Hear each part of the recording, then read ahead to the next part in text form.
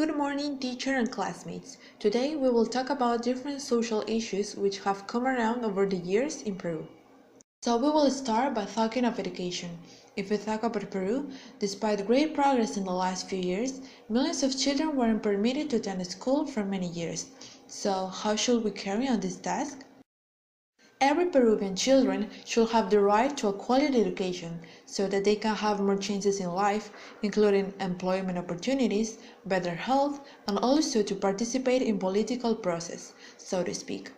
So we believe that good teachers are essential to solving a large part of the Peruvian learning. Those visionaries must be well trained, motivated, and came up with great ideas about how to encourage children to be their best version. That's why what the country needs in educational matters is to have people who know that their true calling is teaching, people who is able to set up and adapt each curricula to the skills and abilities of each child, and aware of making education more inclusive.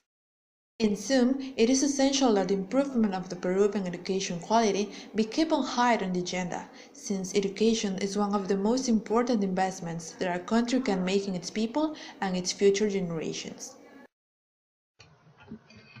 In addition, the corruption is dishonest or illegal behavior, especially by powerful people such as government officials or police officers.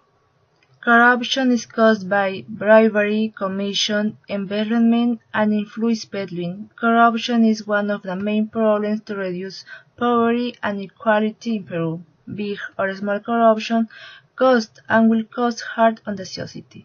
For example, public works unsuitable, the shortage of medication that turned out a disease into an epidemic, and impunity to the bike drivers until the day they put out alive. Some Peruvians think that no matter what the authorities steal, as long as public works are whenever the authorities are recovering much of the money stolen by the bad officials, and this money is destined to do social works. We must be more activist and more interested in this type of problems. We can change our thinking and participate together with the good authorities in order to eliminate the corruption. And in the future, we will say goodbye corruption.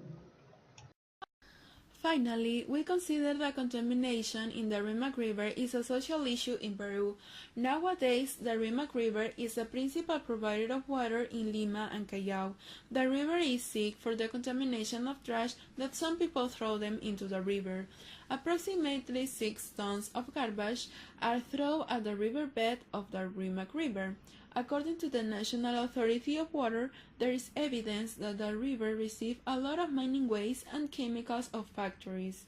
It's very preoccupied because the outcome of it is that every time the quality of the water deteriorates.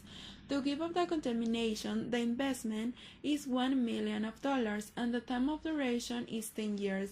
The National Authority of Water come up with interesting ideas like build reservoirs, plants of processing water, and programs to reforestation. Also, the elimination of garbage dumps that they are the principal polluters.